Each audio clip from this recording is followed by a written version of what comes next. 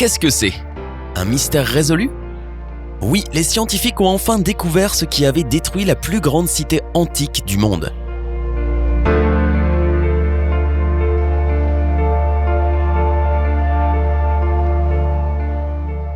Tu as probablement entendu parler d'Angkor, la capitale de l'Empire Khmer, n'est-ce pas ?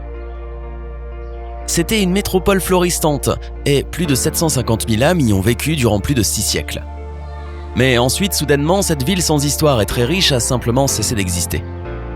Les raisons de cette tragédie sont restées un mystère jusqu'à il y a peu. Avant de découvrir les conclusions des dernières études, clique sur le bouton s'abonner et active la cloche des notifications pour rester avec nous du côté sympa de la vie. L'Empire Khmer était l'un des empires les plus grands qui ait jamais existé en Asie du Sud-Est. Il était situé sur le territoire du Cambodge actuel, devenu une destination touristique très populaire de nos jours. Selon les sources, tu entendras parfois parler de l'Empire d'Angkor, mais ce n'est qu'un nom de plus pour le même site. Ce royaume est né au début du 9e siècle et s'est dramatiquement effondré au milieu du 15e siècle. Angkor, la capitale de l'Empire Khmer, est une ville immense encore aujourd'hui. Zhu Daguan, un diplomate chinois arrivé à Angkor en 1296, a passé plus d'une année à cet endroit. Il a écrit que cette ville était riche et belle. Elle était plus développée que n'importe quelle autre ville de cette époque. Le diplomate a mentionné des temples décorés d'or, des dispositifs de feux d'artifice, des processions royales magnifiques. Angkor était en effet la plus grande ville qui avait existé avant l'industrialisation. Malheureusement, si tu visites ce site touristique aujourd'hui, tu seras entouré de ruines perdues dans la jungle. Il reste quelques temples encore debout, et malgré les siècles, ils te couperont toujours le souffle. Rien ne te fera douter du fait que tu te trouves sur les traces d'une ville qui a un jour été la cité la plus prospère au monde. Heureusement, nous avons aujourd'hui accès à des technologies de pointe. Elles permettent d'aider les scientifiques à reconstruire le passé. Par exemple, les études au laser conduites entre 2012 et 2015 ont aidé les chercheurs à découvrir un réseau étendu de rues, de boulevards et de canaux dans la jungle. Ils ont exploré plusieurs kilomètres au-delà du centre de la ville et des temples principaux. Au total, la métropole recouvre une zone d'environ 1036 km². Au XIIe siècle, à l'âge d'or de cette ville, la cité était le foyer de centaines de milliers de personnes. Au même moment, la population de Londres atteignait tout juste les 18 000 personnes.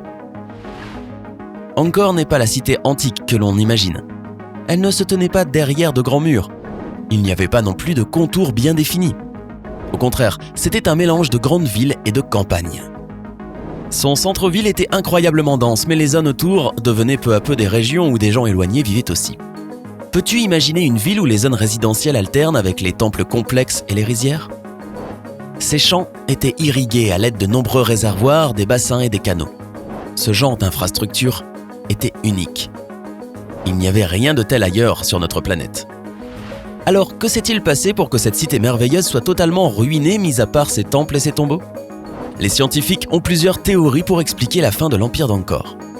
Leurs explications varient, certains évoquent des conflits avec les royaumes voisins, d'autres la surexploitation de la Terre. Mais l'étude la plus récente, menée par des chercheurs de l'université de Sydney, a retenu une conclusion bien différente. Les scientifiques sont persuadés qu'Angkor a surtout été abandonné par ses habitants, car le système de fourniture d'eau de la ville a cessé de fonctionner. Comme tu le sais déjà, la ville d'Angkor se tenait sur un système géant de réservoirs, de bassins et de canaux. Ce système avait aidé les gens à économiser l'eau durant les sécheresses et à contrôler l'afflux d'eau durant la saison de la mousson. Par conséquent, la ville prospérait et les habitants de l'Empire se sentaient en sécurité. C'était également la fondation de l'économie du pays. Cette situation était stable et a perduré durant plusieurs siècles. Et puis, quelque chose a priori peu important a précipité la chute du plus grand empire. Un changement climatique soudain. Les chroniques historiques disent qu'au milieu du XIVe siècle, la zone a subi 2 désastres naturels. L'un d'eux était 2 périodes de sécheresse terribles qui ont duré plusieurs décennies chacune. L'autre était une mousson sans précédent. Une équipe de chercheurs a étudié l'évolution annuelle du diamètre des arbres dans la région autour d'Angkor. Après l'examen, ils ont réussi à reconstruire le climat de la région des 759 dernières années. Ce que les scientifiques ont découvert était une preuve tangible qui a confirmé que de 1330 à 1360 environ, une terrible sécheresse a eu lieu dans la région de l'Empire d'Angkor. Une autre sécheresse plus courte mais encore plus forte a eu lieu dans les années 1400 et a duré environ 20 ans. Selon Brendan Buckley, un scientifique du climat de l'Université de Columbia travaillant à l'Observatoire de la Terre de Lamont Doherty à New York, une dernière sécheresse étendue sur 30 ans a porté le coup fatal à la cité. À ce moment-là, Angkor avait quelques problèmes politiques et sociaux et le changement d'environnement a eu raison de la ville. D'aussi longues sécheresses ont fait mourir les récoltes et ont été à l'origine d'épidémies. Le fait que la ville était très densément peuplée n'a fait qu'accentuer les problèmes. Et les pluies intenses qui sont arrivées après la sécheresse n'ont pas aidé la situation déjà catastrophique. Elles ont sérieusement endommagé le système hydraulique de la ville. Durant une mousson normale, le réseau de réservoirs, de bassins et de canaux pouvait facilement contenir l'arrivée d'eau et les pluies. Mais à cause des longues périodes de sécheresse, le système hydraulique de la ville était bouché. Par conséquent, il est devenu très vulnérable et n'a pas pu contenir l'excès d'eau brutale tel qu'il aurait dû le faire normalement. Cela a provoqué des inondations qui ont gravement endommagé et érodé les réseaux de canaux. C'est pourquoi les canaux du sud de la ville ont été bouchés avec du sable et d'autres matériaux qui venaient de la ville. Les chercheurs australiens ont découvert que le système de fourniture d'eau avait commencé à s'effondrer dans des régions proches du fleuve. Le système a commencé à tomber comme des dominos, étage par étage, et les habitants d'Angkor ne disposaient ni de temps, ni de la technologie pour freiner la destruction ou pour réparer le système. Après que les scientifiques ont fini leur étude, ils en sont arrivés à une conclusion bien triste. Cette énorme cité resplendissante avait été détruite à cause d'un système d'eau trop compliqué. Les établissements devaient exister avec des machines et des technologies de pointe. Les constructeurs ont ignoré les vieilles cartes tout en construisant de nouveaux canaux. Tout le réseau d'eau était en réalité très vulnérable. Chaque détail dépendait de la sûreté des objets environnants.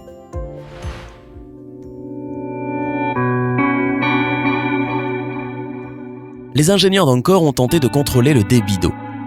Ils ont détourné l'eau des fleuves qui existaient dans la région, ont réussi à créer quelques réservoirs additionnels. Mais cette méthode aurait certainement déstabilisé encore plus la cité. À la fin, les habitants de la ville n'étaient pas capables de contrôler les inondations. Le fleuve Siem Reap a changé de lit, l'inondation a détruit l'infrastructure d'Angkor et la ville s'est effondrée. Par conséquent, l'armée siamoise n'a pas eu de problème à occuper cette région en 1431. Après cela, la cité s'est écroulée et la jungle a pris le dessus sur les bâtiments et les rues, les canaux et les digues.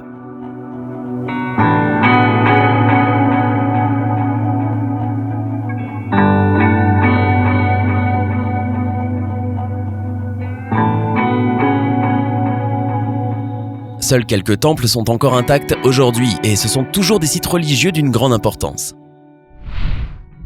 L'un des principaux enseignements de l'étude, c'est à quel point une ville prospère et développée peut s'éteindre rapidement lorsqu'un changement climatique radical se fait sentir. Lorsque l'Empire Khmer a été confronté à ces instabilités climatiques, c'est tout le style de vie que menait cette civilisation depuis des centaines d'années qui a été fragilisé. Les scientifiques sont persuadés qu'un jour, certaines communautés modernes pourraient bien vivre les mêmes problématiques. Le climat a déjà commencé à changer et il est possible que certains d'entre nous vivions aussi cette terrible situation un jour. Connais-tu d'autres exemples de civilisations et de villes qui ont été détruites par des catastrophes naturelles ? Si c'est le cas, partage tes connaissances avec nous dans la section des commentaires.